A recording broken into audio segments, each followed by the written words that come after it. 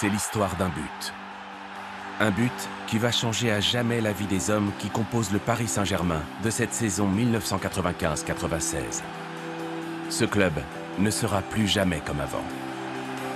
On a pris cette Coupe d'Europe à fond dès le début et on s'est dit on va aller au bout. On a atteint le Graal, nous, c'est ce qu'on recherche, c'est gagner une Coupe d'Europe, alors c'est la Coupe des Coupes. C'est ce qui manquait à ce club-là, à ce moment-là. Parce qu'on en a, c'est le terme, on en a chié, quoi. Mais bon, c'était notre année, moi je le sentais.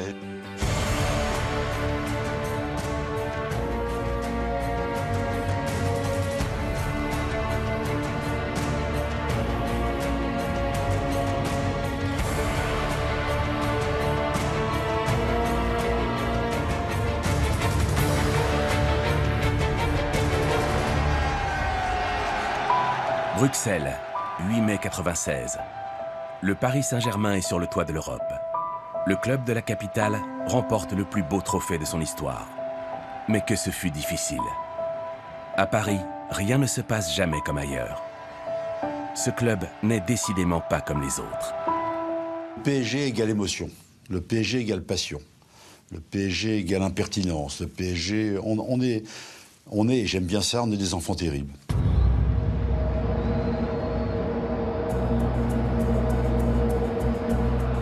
Pour arriver au sommet, le club de la capitale est passé par toutes les émotions. En ce début de saison 95-96, le PSG mise sur un groupe expérimenté, mené par un jeune entraîneur qui a le club dans la peau. Cet homme, c'est Luis Fernandez. Il a tout connu avec le Paris Saint-Germain. D'abord comme joueur, puis comme entraîneur. Le PSG, c'est un club que j'ai dans le cœur. C'est un club dans lequel j'ai grandi. C'est un club dans lequel j'ai fait ma formation. J'en suis devenu capitaine, on a été premier titre. C'est pour ça que tu ne peux pas le trahir, ce club.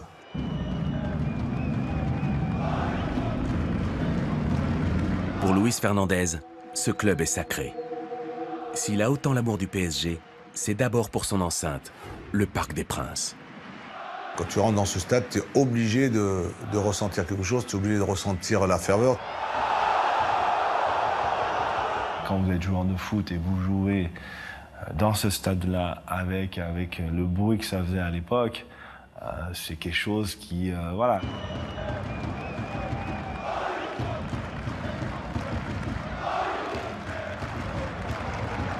Quand j'étais jeune, je venais au Parc des Princes supporter l'équipe. Et là, d'avoir la chance de rentrer sur la pelouse et de jouer devant 50 000 personnes. Paris est magique. Le parc est magique. En ce début de saison 95-96, le Paris Saint-Germain est un club encore très jeune. Le PSG a 25 ans et déjà assouvi de grandes ambitions.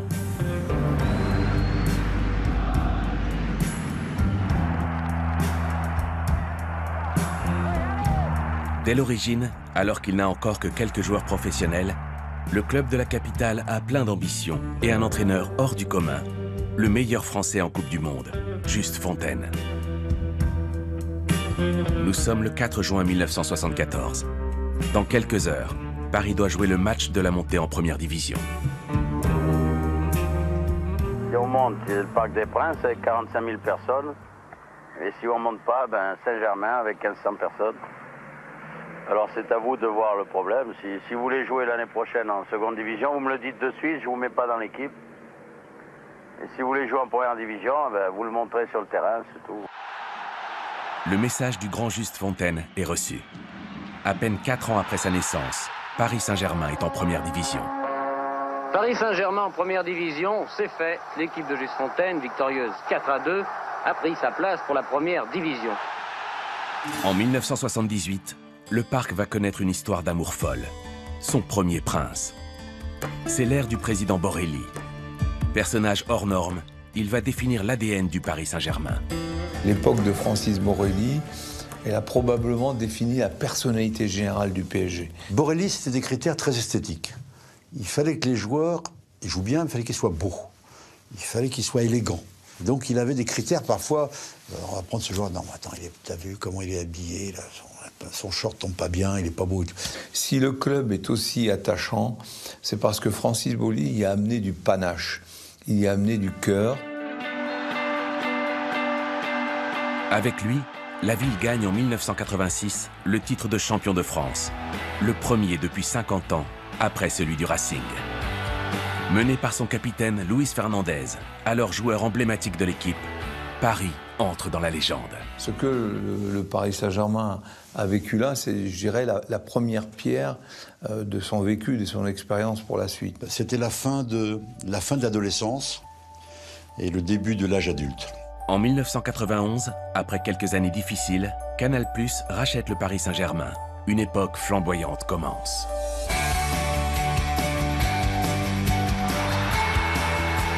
La chaîne cryptée décide de confier la présidence du club à un homme de télévision expérimenté, Michel Denisot. Passionné de football, il dirige le club d'une main de maître. C'est le début, je dirais, de l'aventure internationale du Paris Saint-Germain. Le club a été structuré pour justement franchir des étapes. Canal+ arrive sur, disons, la scène du football. Il est normal qu'ils aient à la fois des ambitions et des objectifs, dans la mesure où ils donnent les moyens pour cela. Cette saison 95-96, le PSG, avec ses 5 nouvelles recrues, doit tout remporter. Il y a d'abord le défenseur central, Bruno N'Goti. Acheté à prix d'or à l'Olympique lyonnais, le jeune espoir du championnat de France possède une frappe lourde et surpuissante. Il est l'un des plus gros transferts de l'intersaison. Le PSG aux années 90, c'était vraiment le summum du football français. Quand j'ai eu la possibilité de signer au PSG, j'ai sauté sur l'occasion. Donc le PSG, ça pouvait pas se refuser. Il y a aussi l'avant-centre, Patrice Loco. Le meilleur buteur du championnat précédent rejoint le club de la capitale à l'été 95. Il y avait Paris Saint-Germain, il y avait Marseille qui était intéressé pour ma venue. Pour moi, je voulais jouer au Paris Saint-Germain parce que c'était un rêve d'enfant, mais aussi parce que Paris, à ce moment-là, était l'équipe phare du championnat et que l'équipe jouait la Coupe d'Europe chaque année. Le PSG enregistre aussi le retour du milieu défensif Laurent Fournier. Fort en gueule, il n'hésite pas à aller au contact pendant les matchs. Laurent Fournier s'est exilé à Bordeaux le temps d'une année. Son retour annonce la formation d'un bloc compact, armé pour affronter les grandes équipes du continent. Quand moi je reviens de Bordeaux, on me dit il ne faut pas faire comme l'année dernière, il faut gagner quelque chose, et quelque chose d'important. Donc ce qui était important, c'était la Coupe des Coupes. Mais la recrue star de l'été s'appelle Youri Djorkaeff. Son père Jean, dit Tchouki Djorkaeff, a été un grand joueur et le capitaine du Paris Saint-Germain dans les années 70. Chez les Djorkaeff, on a le PSG dans le sang. Meilleur buteur du championnat de France, très sûr de lui, il a toujours su qu'il porterait un jour les couleurs du club de la capitale. Le jeune Youri foule la pelouse du Parc des Princes dès son plus jeune âge. Avec mon frère, on a été les premiers à fouler le Parc des Princes. Lors de sa construction, il n'était pas encore ouvert au public. Mon père avait été convié à une visite en étant membre de l'équipe de France, membre du Paris Saint-Germain. On a chopé un ballon et on est parti sur la pelouse. Et il y a un journaliste qui a immortalisé cette photo-là et qui a sorti la photo les princes du parc. Plus tard, le prince du parc deviendra le Snake. Djorkaeff driblait ses adversaires comme un serpent se faufile entre les pierres. Jeune loup du championnat, Youri Djorkaeff est un compétiteur hors norme. Il a faim de titre. Je me souviendrai toujours de cette discussion que j'ai eue avec le président Michel Denisot et avec Luis Fernandez avant. J'ai envie de leur demander clairement quels étaient les objectifs du club. Donc ils m'ont dit champion, la coupe et aller le plus loin possible en Coupe d'Europe. Et donc moi je lui ai dit non, c'est pas aller le plus loin possible en Coupe d'Europe, c'est gagner la Coupe d'Europe. Et je crois que voilà, l'équipe doit être montée et doit être faite pour cette coupe-là. Cette saison, le Paris Saint-Germain dispute la Coupe d'Europe des vainqueurs de coupe. À l'époque, elle rassemble les vainqueurs des coupes nationales. Ces 3 dernières années, le PSG s'est arrêté aux portes de la finale. Dans les années 90, il est encore très rare qu'un club français atteigne les demi-finales. Le club de la capitale a été à chaque fois éliminé par des ténors du continent. D'abord, par la Juventus de Turin en Coupe de l'UEFA. Le PSG est privé d'Europe après sa défaite hier soir contre la Juventus de Turin au Parc des Princes. Et en 94, le PSG est éliminé par les Anglais d'Arsenal en Coupe des Coupes. En 95, il tombe en Ligue des Champions contre le grand Milan AC. Le rêve européen est fini pour le Paris Saint-Germain. Les Milanais étaient bien trop forts hier soir. Mais après ces 3 éliminations d'affilée en demi-finale de Coupe d'Europe, le club de la capitale veut cette fois aller au bout. On a pris cette Coupe d'Europe à fond dès le début et on s'est dit on va aller au bout. On avait envie de gagner tous les ans quelque chose, d'autant plus qu'on venait de s'arrêter 3 fois de suite en demi-finale. Donc on se disait cette année c'est la bonne. Parce que la Coupe d'Europe, quelque part, elle fait rêver. Le championnat, je ne dis pas qu'il ne fait pas rêver, je n'irai pas jusque-là, mais c'est pas pareil.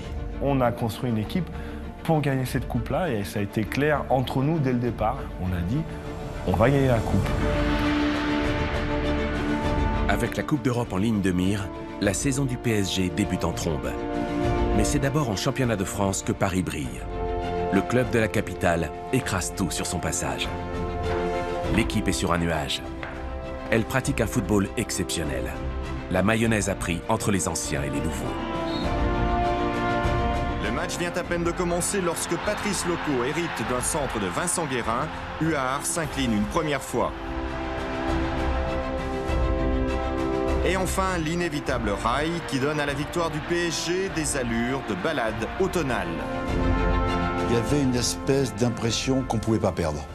On allait à l'extérieur, les équipes avaient peur de rencontrer le PSG du début de saison. Cette équipe, dans cette première partie de championnat, a été excellente, emmenée par Luis Fernandez, qui était l'homme de la situation à ce moment-là. Une première partie, on va dire, très très bonne sur l'ensemble du jeu. En championnat, le 9 décembre 1995, avant la trêve hivernale, Paris affronte le FC Nantes, tenant du titre, pour un match au sommet. Les Nantais qui ne se doutent pas encore qu'un ouragan va leur passer dessus. Ce soir-là, Paris réalise un match d'anthologie.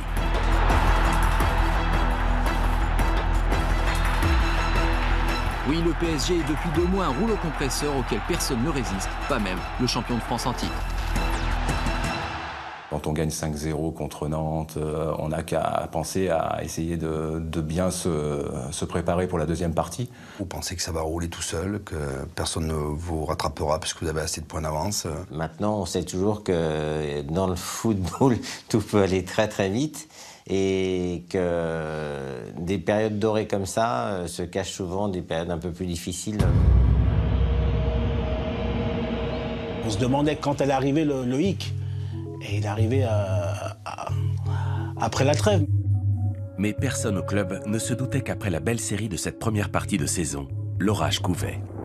Le sport, c'est pas une courbe linéaire.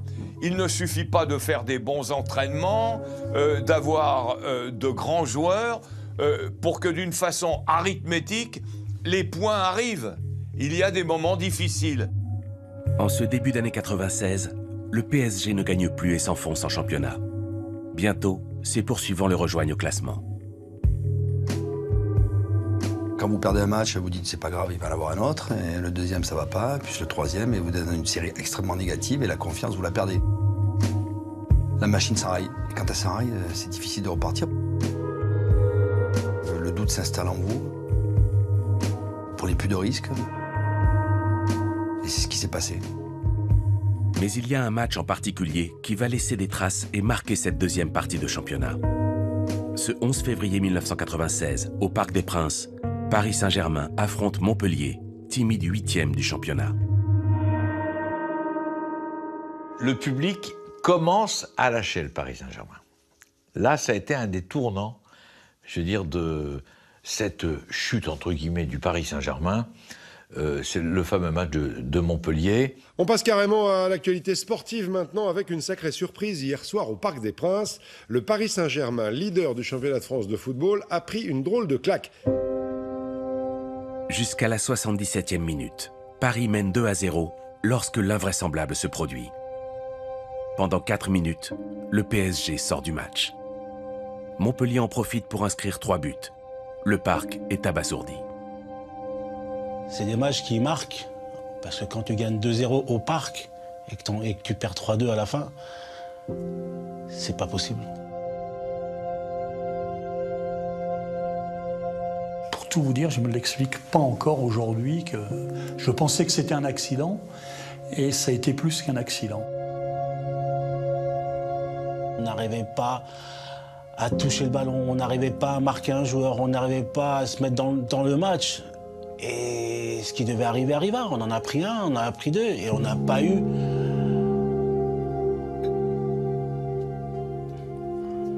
On n'a pas eu l'orgueil pour se dire « Allez, on va chercher cette victoire ». Paris chute et ne se relève pas. L'objectif de la Coupe d'Europe semble désormais inatteignable. Dans le vestiaire, la belle unité du début de saison est terminée. On ne se parle plus. Mais surtout, entre l'entraîneur et certains joueurs, le torchon brûle. On n'avait pas la stabilité qu'il fallait dans notre environnement pour gagner tous nos matchs de championnat. Les joueurs commencent là à s'apercevoir qu'il y a pagaille et qu'il faut réagir au plus vite. On était devenu une équipe de coups. Je pense que c'est beaucoup lié à la personnalité de l'entraîneur. Il croit qu'il est le patron. En fait, il est le patron quand ça marche, mais quand ça va mal, il est moins présent. Il ne sait pas encore gérer les mauvais moments d'un club. La difficulté de Fernandez a été un entraîneur très esseulé au Paris Saint-Germain. Il avait presque des rapports amoureux avec ses joueurs et ça s'est transformé comme une déception amoureuse. Et c'est ce qui va faire qu'on va arriver dans cette deuxième partie où il y a une ambiance qui n'est pas bonne, qui va s'instaurer, qui va se créer au sein du groupe. La relation avec Louis a été... Elle est particulière. Elle peut être douloureuse par moments, mais en tout cas, la chose qu'on ne peut pas lui reprocher à Louis, c'est que c'est un passionné. Luis Fernandez est omniprésent. À la fois entraîneur, mais encore un peu joueur. Nerveux, tendu, Luis vit par et pour le football. Il veut tout faire, tout régenter. Et cette passion, il nous l'a amenée, il nous l'a transmise, mais à un moment, elle devient usante. Usante, tout le temps, à faire les jeux, l'entraînement, à faire des petits ponts, à chambrer, parce que c'est dans sa personnalité. C'est sa façon de faire, et puis nous, même aux entraînements, il veut toujours participer aux jeux, il était toujours avec nous, les entraînements ne s'arrêtaient pas quand il était dans une équipe et son équipe, elle ne gagnait pas, donc ça ne s'arrêtait pas. J'ai toujours été un compétiteur, je voulais toujours gagner tout. Même aux entraînements, quand je jouais avec eux, je voulais gagner des petits jeux, je veux toujours gagner, parce que pour gagner, il te faut avoir cette attitude, il faut avoir ce comportement, il faut être compétiteur. Si tu es compétiteur à l'entraînement, tu es compétiteur en match.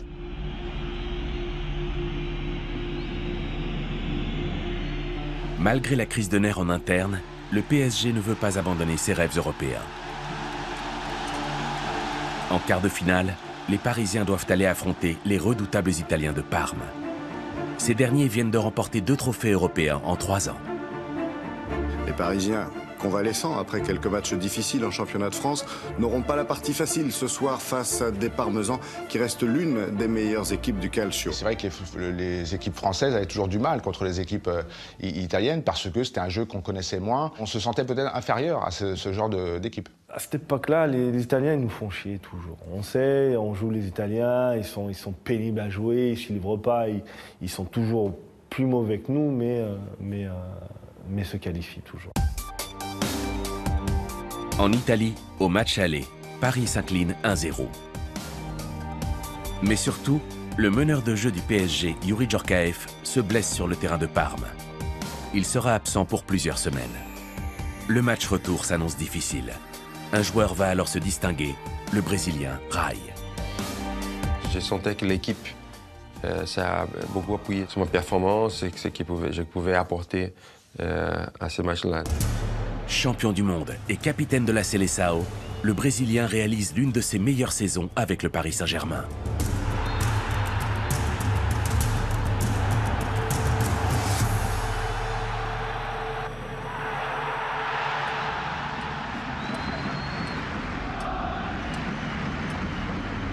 Ce match retour commence de manière idéale pour les Parisiens en bleu. 5e minute, Nouma s'infiltre dans la surface italienne, Cannavaro vient l'accrocher. L'arbitre suédois siffle le pénalty, Rai se charge de la sanction. Le tir millimétré du Brésilien remet les deux équipes à égalité sur l'ensemble des 2 rencontres. Alors pour ce match retour, il fallait tout faire justement pour éviter notamment que Parme ne marque au Parc des Princes. Au retour, je prends un but con.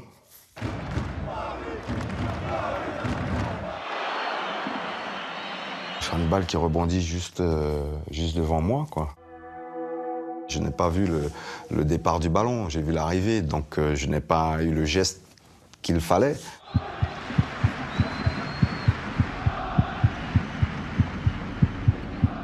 Tout d'un coup, c'est vrai que pour nous, sur le terrain, tout s'écroule. Nouveau rebondissement 10 minutes plus tard, avec l'aide d'un défenseur, Raï trouve Loco qui relance le Paris Saint-Germain.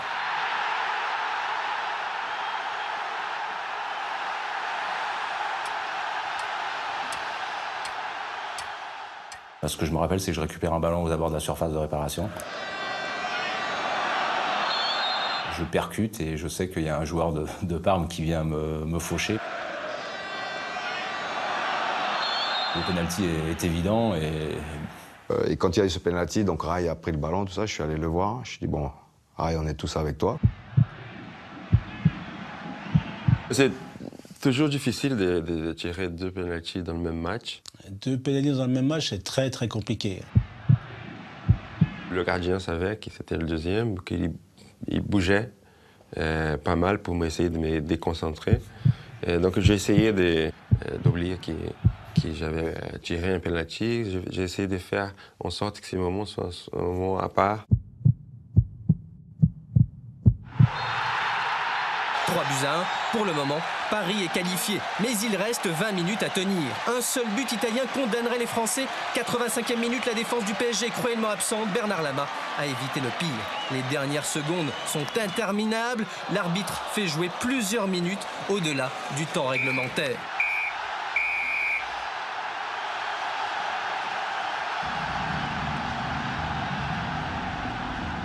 Raï a été grandiose.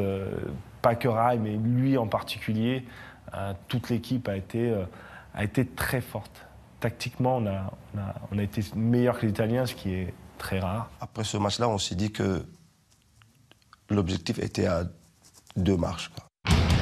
Après avoir éliminé Parme, le PSG affronte en demi-finale les Espagnols du Deportivo La Corogne ce 4 avril 1996. Emmené par le Brésilien Bebeto, champion du monde et buteur prolifique, l'équipe de la Galice est en pleine ascension. La Corogne, c'était un gros match. En face, il y avait Bebeto. Il y avait de très très bons joueurs. La Corogne était en train de grimper. C'était une bonne équipe, la Corogne. C'est un peu le Barça ou le Real de cette époque qui dominait le championnat, qui était une des meilleures équipes du championnat espagnol. Pour espérer battre la Corogne, le Paris Saint-Germain compte sur son attaquant star, Youri Djorkaeff. Toujours blessé et malgré ses progrès à l'entraînement, le jeune international n'est pas certain de participer à ce match décisif contre la Corogne. La veille à l'entraînement, les dirigeants qui étaient avec moi me demandaient quelles étaient les raisons pourquoi je ne faisais pas débuter Youri Djorkaeff. Louis m'avait demandé de donner un avis par rapport au football. Et je lui avais dit il tiendra 10-15 minutes. Donc on avait réfléchi. Ok, je vais débuter sur le banc et on verra comment le match il se déroule, mais peut-être je rentre pas. Au stade du Riazor, dans l'antre du Deportivo, les Parisiens ne partent pas favoris. Les supporters espagnols se voient déjà en finale. Paris subit et manque d'encaisser un but.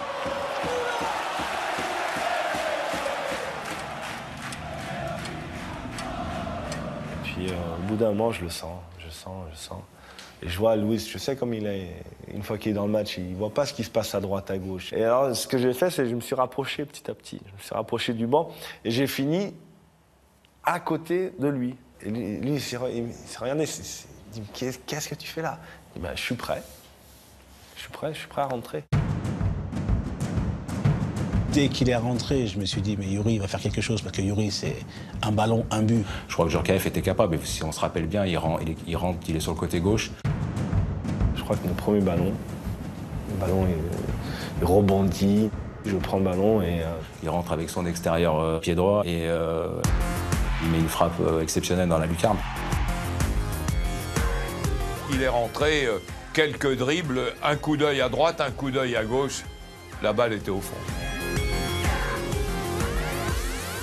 Paris réalise l'exploit. Le PSG s'impose 1-0 sur le terrain de la Corogne. Le club de la capitale est à 90 minutes de son rêve, sa première finale européenne. Malgré leur avantage, les Parisiens doivent rester sur leur garde pour ce match retour. On est dans une position déjà favorable avant de commencer le match. Mais on sait que ça va être compliqué. Devant 45 000 spectateurs, le Paris Saint-Germain jouait très gros ce soir face à la Corogne en rouge. Les Espagnols étaient venus au Parc des Princes pour créer l'exploit. 7e minute, Mandralin donne des frissons à la défense du PSG. Le match, au fil du temps, c'est un petit peu tendu. Les Bleus semblent crispés par l'enjeu, ils dominent, mais vont patienter 25 minutes avant de se créer leur première occasion nette. Bien lancée par Fournier, Nouma ajuste mal son tir.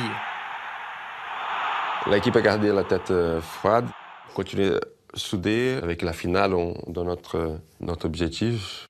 Raï vient juste de remplacer Nouma quand Youri Djorkaeff trouve Patrice Loco dans l'axe. D'un tir appuyé, Loco inscrit le but de la délivrance. Pour moi, c'est vrai que c'est la délivrance parce que ça y est, on a encore passé un autre tour contre une grosse équipe. Mais c'était une suite logique. Donc pour moi, il n'y avait pas de... C'était logique qu'on arrive en finale. Le PSG est au paradis. Prochain adversaire en finale, les Autrichiens du Rapid Vienne. Mais en coulisses, entre la direction et Luis Fernandez, rien ne va plus depuis de longs mois.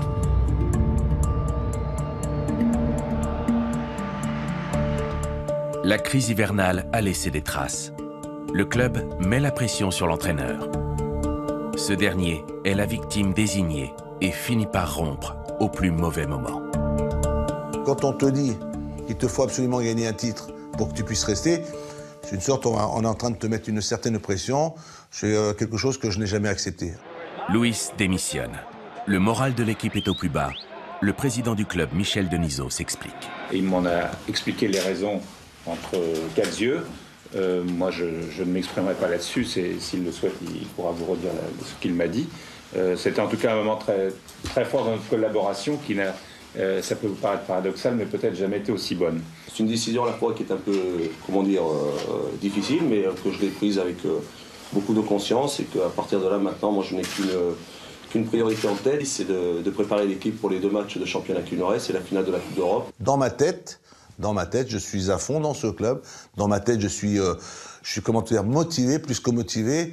Et quand tu prends une décision de partir, tu essaies de partir par la grande porte. C'est-à-dire que moi, j'avais déjà, après la demi-finale de la Coupe des Coupes contre le Deportivo, j'avais pris ma décision. C'était celle de partir. Malgré les exploits réalisés en Coupe d'Europe, en championnat, le Paris Saint-Germain n'avance plus. Le 27 avril 1996, soit 11 jours avant sa première finale européenne, le club de la capitale affronte la modeste équipe de Lille pour le match de la dernière chance. Si le PSG gagne, le club peut encore rêver du titre de champion de France. J'ai pris un but de ma faute, donc on n'était pas bien, quoi. Le championnat était entre nos mains et on l'a laissé échapper. C'était une grosse déception. On l'a donné aux autres. Voilà, ça a été cadeau de notre part. C'était dur, mais je pense que le championnat, on l'a perdu avant Lille. Je pense qu'inconsciemment, au fur et à mesure que le championnat avançait, on était aussi poussé par la Coupe d'Europe. Donc le championnat est passé un peu à l'as, quoi. On s'est focalisé plus sur cette finale en se disant que pour sauver notre saison, il fallait gagner cette finale de Coupe d'Europe.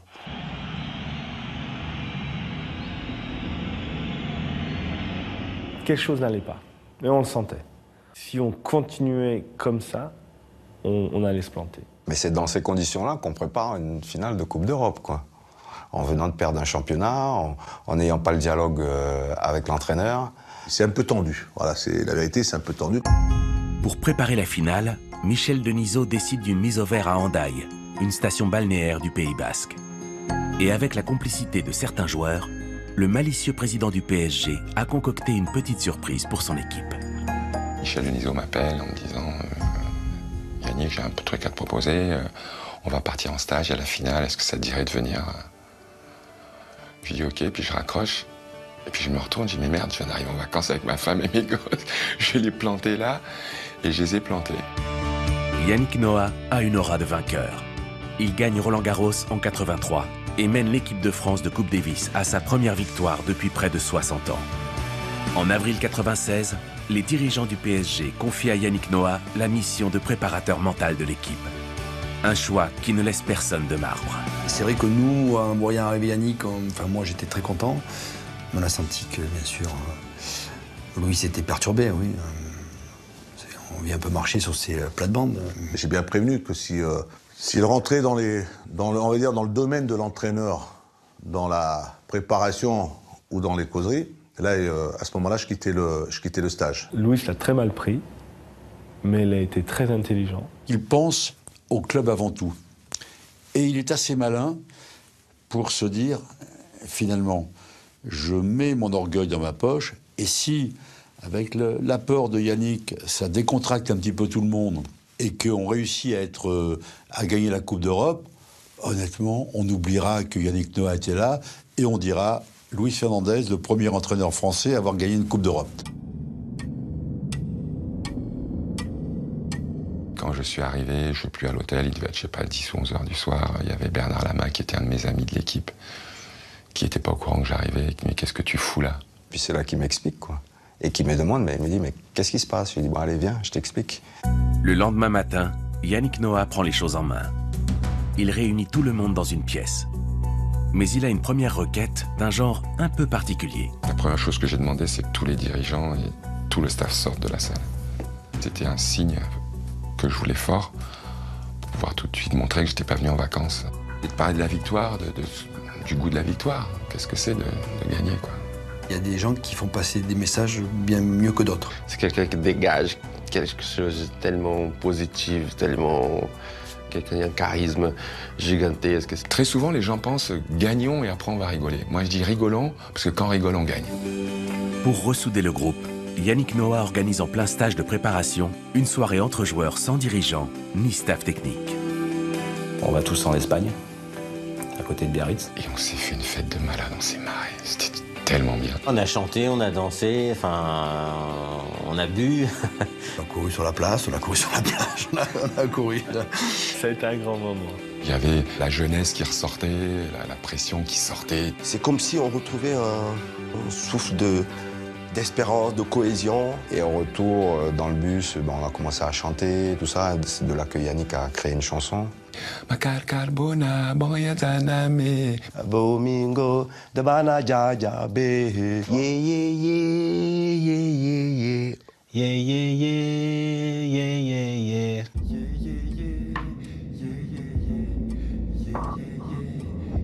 Pendant ce temps-là, à l'hôtel, les dirigeants et le staff technique tournent en rond. Louis s'impatiente. Alors Louis, c'est vrai, il bouillait, il se disait pourvu qu'Yannick, il les emmène pas en boîte. Mais les joueurs rentrent sagement à l'hôtel. Le groupe veut rester ensemble pour se retrouver. La nuit du Paris Saint-Germain est encore jeune. On avait une certaine heure pour rentrer. Et on est tous rentrés à l'heure qu'il fallait. On est resté au bar, on a fait réouvrir le bar. On y est resté jusqu'à 4 h du matin. Et on a fait un grand cercle dans le hall. Et on s'est tous assis là, tous les jours on s'est tous assis là. Et on a discuté. Et même si on a perdu 2 heures de sommeil ce soir-là, j'ai senti qu'il y avait quelque chose qui s'était clairement passé. Dans la lignée de cette cohésion retrouvée, Yannick Noah propose une nouvelle technique de préparation mentale. On a dû faire une ou deux petites méditations. Une petite méditation où on se projette sur le match. L'idée, c'est d'arriver sur le terrain et avec 2-3 méditations, si c'est bien foutu, une fois que tu arrives sur le terrain, il y a un sentiment de déjà vu, déjà vécu. Il était parfait, Yannick, là. Là, il était adorable. J'ai beaucoup apprécié. Il est resté à sa place. En tout moment, il a toujours joué son rôle parfaitement bien. Yannick nous a emmené quelque chose, nous a emmené son savoir, sa vision de la compétition. Et la gagne. De retour à Paris, la pression monte. La finale approche à grands pas. PSG Rapid Vienne se joue à Bruxelles au stade du Roi Baudouin, à seulement 1 heure de vol de Paris. Mais les joueurs auront une demande étonnante pour les dirigeants. On voulait partir à Bruxelles en avion. Et les joueurs, pour rester ensemble, voulaient et souhaitaient faire le déplacement en bus. L'avion était calé pour le lendemain. On s'est dit 1 demi-heure de vol, on n'avait pas le temps de passer, de chanter, de déconner un peu ensemble. On s'est dit, allez, 3 h 30, ça le fait, quoi. Dans le bus, on est tendu. on est tendu parce qu'on sait qu'on joue quelque chose d'énorme. On voulait aussi, avec le bus, voir un peu les gens dans les voitures qui nous suivaient, et des bus qui nous suivaient, donc les voir un peu, se mettre un peu dans l'ambiance.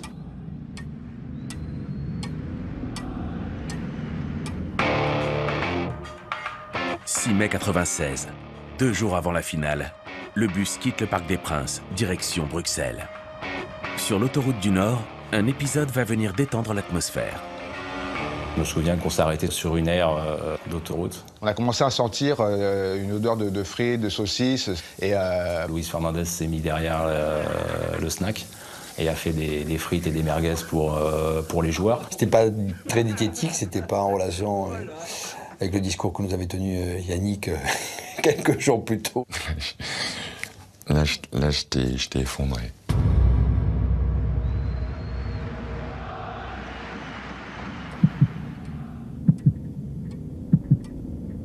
À l'hôtel, chacun s'isole pour vivre les derniers moments à sa manière.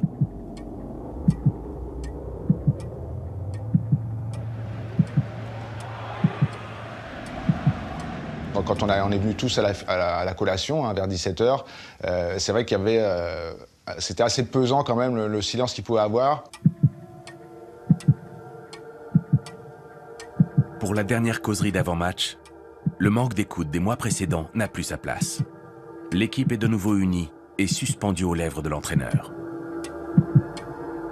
Dans une causerie d'avant-match, et surtout d'une finale, il n'y a pas besoin de sortir des grands mots ou des grandes phrases. On parle de l'équipe adverse, les joueurs un par un, et puis il arrive sur un des joueurs majeurs, qui s'appelait Kubauer.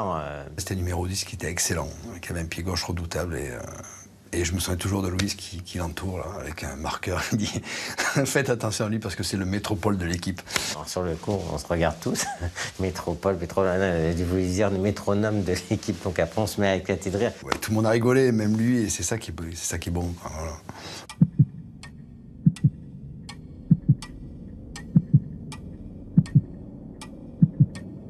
Dans le bus, Bruno Ngotti, peu connu pour ses talents de buteur, se sent pourtant très inspiré par cette finale. Dans le bus qui nous amène au stade, juste avant la finale, il y avait Bruno Ngotti qui était derrière moi. Et puis à un moment, il m'a dit hey, « Bruno, alors, t'es concentré pour ce match ?» Et je lui ai dit « Tu sais quoi, ce soir, tu vas voir, je vais marquer. » Mais je lui dis « C'est bien, si t'as envie de marquer, marque. » Et j'ai dit « Oui, tu verras, je vais marquer ce soir. » Les joueurs n'ont qu'un désir, entrer sur le terrain pour le match de leur vie. 15 000 supporters parisiens ont fait le déplacement. Ils sont de très loin les plus bruyants. Le PSG dispute ce soir sa première finale de Coupe d'Europe. Tous les Parisiens espèrent que ce soit la bonne. C'est 4 saisons qu'on courait après une finale. Donc, c'était hors de question de laisser ça passer. On voulait gagner. Il n'y a que la victoire qui était importante. Je leur ai dit que ça doit être un jour de lumière. C'est un jour dont on se souvient. Il faut pas le manquer, il faut le distiller. Donc ne doutez pas, vous êtes prêts? On joue notre vie là. Quand on a un gars qui va sur le terrain pour une finale, il joue sa vie, quoi. C'est dur. Tout ce qu'on avait construit, ça peut s'effondrer en 90 minutes.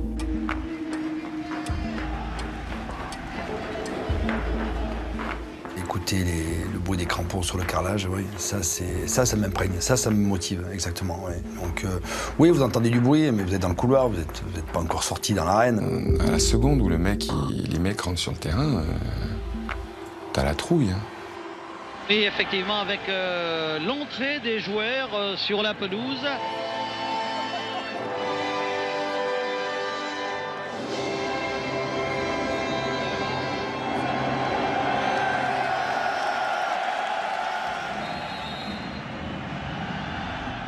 Alors que le coup d'envoi vient d'être donné pour ce match. J'ai senti qu'on arrivait à trouver des liens. Et j'ai trouvé que l'équipe était bien en place. On ne perd pas beaucoup de ballons. Il n'y a pas de fébrilité qu'il peut y avoir des fois dans des finales. Tout le monde est bien concentré. Là, les duels, c'est la guerre, c'est 2 contre 1. Il n'y a rien de tactique là. J'ai envie de le bouffer, c'est rien d'autre. Hein. Les premières minutes, je mets beaucoup de pression sur l'adversaire. Je me rappelle d'un tacle, je crois que c'est sur le côté droit avec un joueur du Rapid. Un peu ouvert à la lèvre, mais ça donne le tempo du match. Dans les premiers ballons que je prends, il y a eu un coup fort, comme rarement je les ai pris.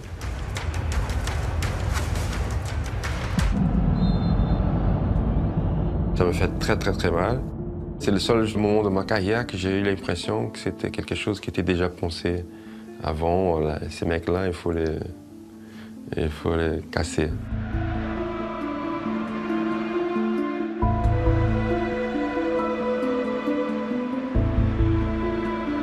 Là, il y a un pépin, c'est Kraï, je vois qu'il va sortir. On voit un joueur comme Raï sortir, on se dit que ça va être encore plus dur. Raï, c'était le joueur, un de nos joueurs importants. Personnellement, je me suis dit c'est fini. Et puis je me reprends tout de suite et je me dis, c'est pas grave. Ça change rien. On est dans le match, on est bien. Donc on est encore plus concentré parce que il faut que chacun d'entre nous en donne un peu plus.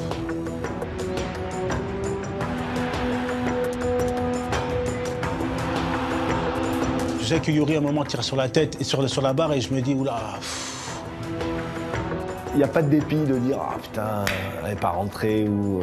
Non, je savais à un moment donné, ça allait rentrer. On prend le dessus, c'est bien, mais il serait peut-être temps quand même qu'on fasse la différence. Elle n'arrivait pas, cette délivrance en quelque sorte.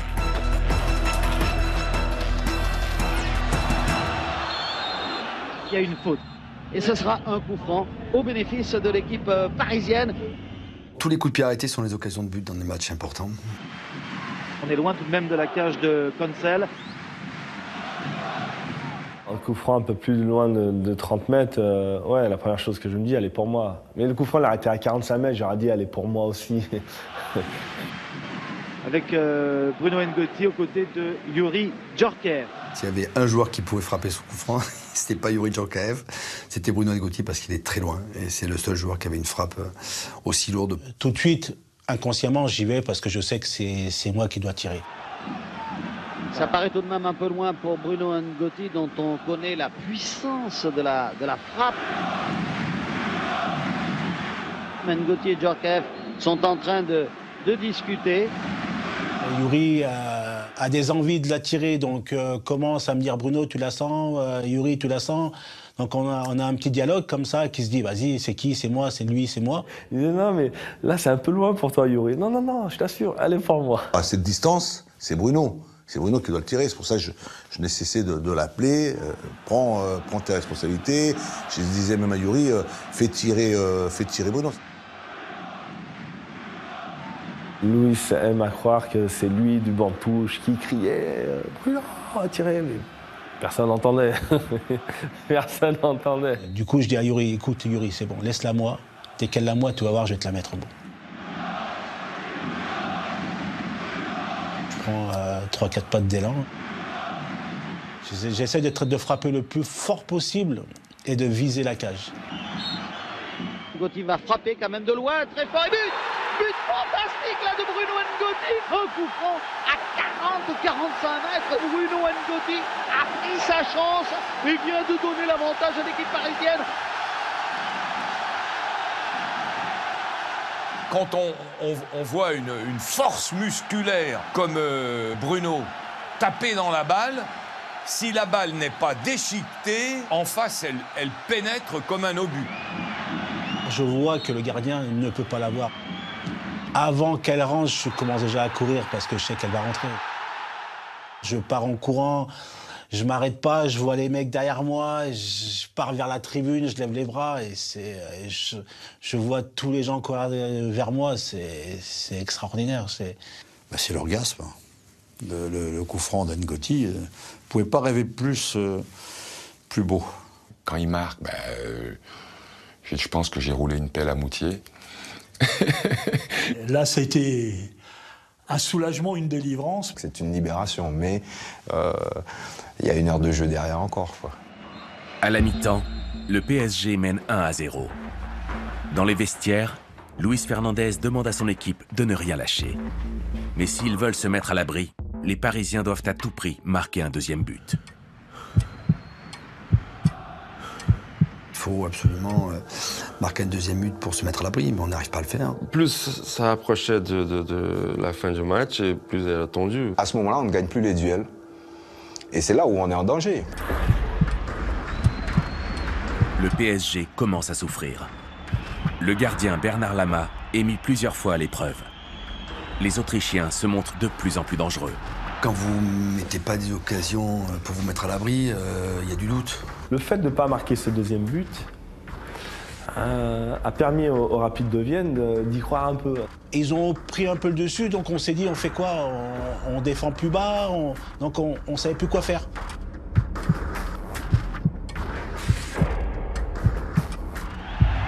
On a peur jusqu'à la dernière minute.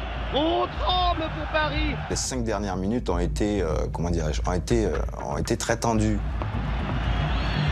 Plus les minutes s'égrènent et se rapprochent des 90, ben, vous reculez.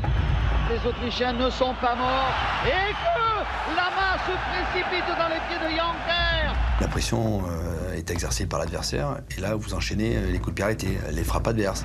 Attention, là un coup franc très dangereux. L'adversaire, lui, n'a vraiment plus rien à perdre, donc il va donner toute son énergie. Nous sommes dans les arrêts de jeu maintenant. Sur ces 5 dernières minutes-là, on aurait pu tout gâcher. Attention, ça sort et Lama réalise quasiment un exploit.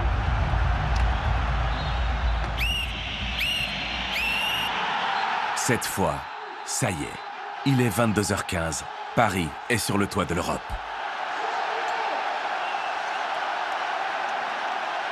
Quand l'arbitre a sifflé, ça a été une délivrance totale. C'est un premier titre européen, quand même, ce n'est pas rien. La chair de poule, la première fois j'ai eu les larmes aux yeux, c'est dingue. C'est des moments particuliers que peu de joueurs vivent. Et vous êtes là et c'est vous, c'est pour vous. Luis peut savourer avec ses enfants que la saison a été difficile. Mais ce soir, Luis Fernandez touche les étoiles.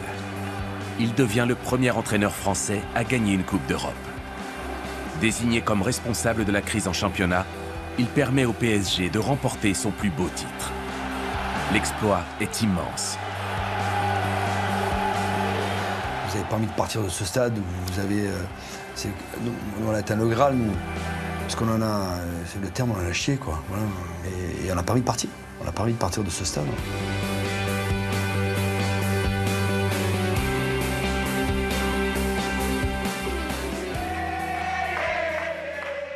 Dans le vestiaire, c'est l'euphorie. Yannick Noah mène la danse.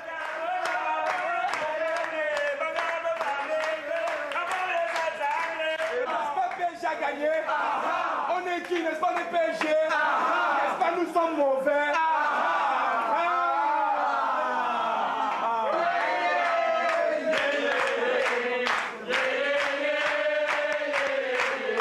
C'est la première fois que j'ai vu des joueurs danser dans le vestiaire, alors que je n'ai jamais vu danser en 6 ans. Pourtant, on était souvent en boîte de nuit après les matchs.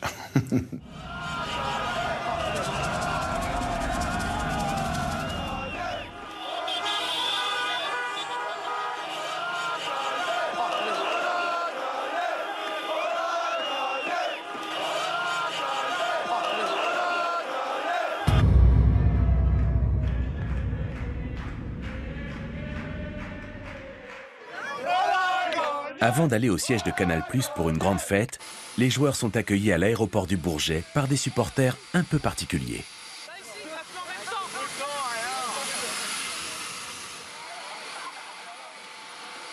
Et on est allé faire la fête à Canal, il y avait un orchestre, il y avait tout. On avait pu faire venir tous nos copains, toute notre famille, il y avait un monde, c'était incroyable. On est rentré, il était très tard. Très tard, je crois que j'ai débarqué à la maison, il devait être 6 heures, je pense, à la maison. Et Laurent Fournier a eu une idée, je ne sais pas si elle est géniale, mais il a dit, puisqu'on va à l'Élysée, on ne va pas y aller comme ça, on va y aller avec des cheveux teintés. Blazer et cheveux verts, autographe et sourire, ce sera comme ça toute la journée. Ils ont la tête dans les étoiles et ce sont les princes du jour.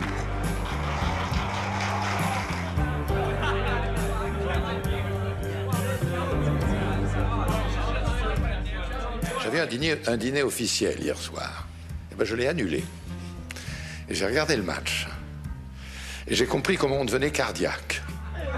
Après avoir été reçus par le président de la République, les dirigeants du PSG décident dans la précipitation de remonter les Champs-Élysées dans des voitures décapotables. On ne pensait pas qu'il allait y avoir autant de monde. On pensait que les voitures allaient remonter tranquillement. C'était un grand moment. J'ai aimé, j'ai apprécié. Puis voilà, c'est des périodes comme ça qu'on n'est pas prêt d'oublier. Mais rapidement, les fans veulent toucher les héros de la veille. Et ils sont de plus en plus nombreux. Les voitures, elles ne roulaient pas. On ne pouvait pas avancer. Et il y avait des personnes qui montaient dans nos voitures, qui nous sautaient dessus. Donc on a commencé à se dire, oula, ça... Ça secouait énormément. Mais on sentait cette énergie, la fierté des supporters parisiens. C'est vrai que parfois la foule, ça fait un peu peur, mais on est tellement heureux qu'on oublie tout le reste.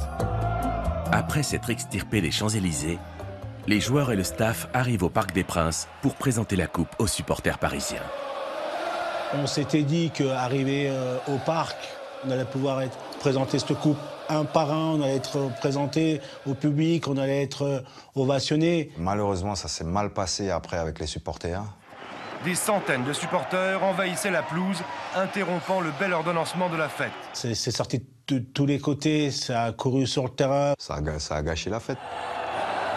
Malgré la joie, les joueurs commencent à craindre pour leur sécurité. Ils sont obligés de regagner le vestiaire.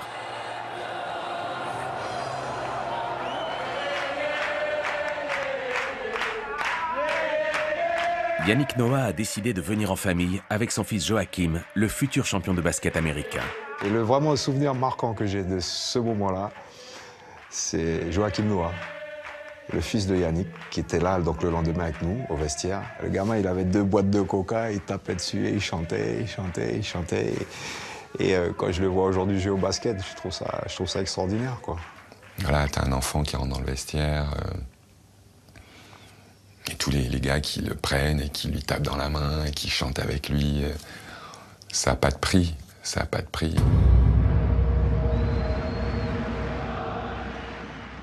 Je fais partie de l'histoire du PSG. J'en fais partie. Et je ne suis pas le seul. Je ne suis pas croyant, je ne suis pas superstitieux ou quoi que ce soit, mais je savais que avec cette équipe-là, on ne pouvait pas passer à côté. On était vraiment soudés, on était vraiment tous ensemble. On a fait une fête ensemble, on a signé des choses ensemble. Et ça, on ne pourra pas nous l'enlever. Est-ce que cette victoire est la plus belle victoire dans l'histoire du Paris Saint-Germain? La réponse est oui. Je crois que la victoire en Coupe d'Europe est, je dirais, disons un chemin supplémentaire accompli en direction un autre succès européen plus tard. Aujourd'hui, le Paris Saint-Germain est devenu un club immense. Chaque année, le PSG se rapproche un peu plus du Graal européen, la Ligue des Champions. C'est avec le passé qu'on écrit le présent et le futur.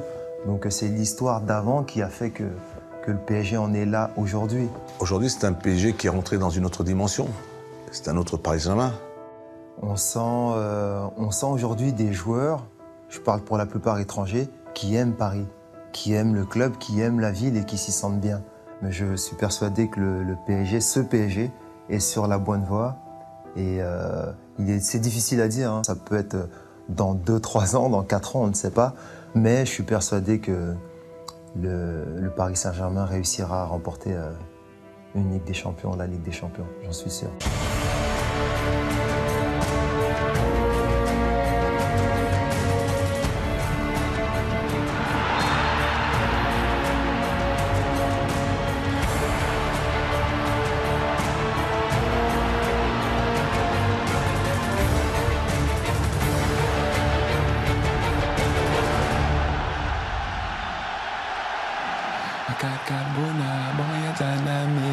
Bomingo, de bana jaja be. Yeah, yeah, yeah, yeah, yeah, yeah. Yeah, yeah, yeah, yeah, yeah, yeah.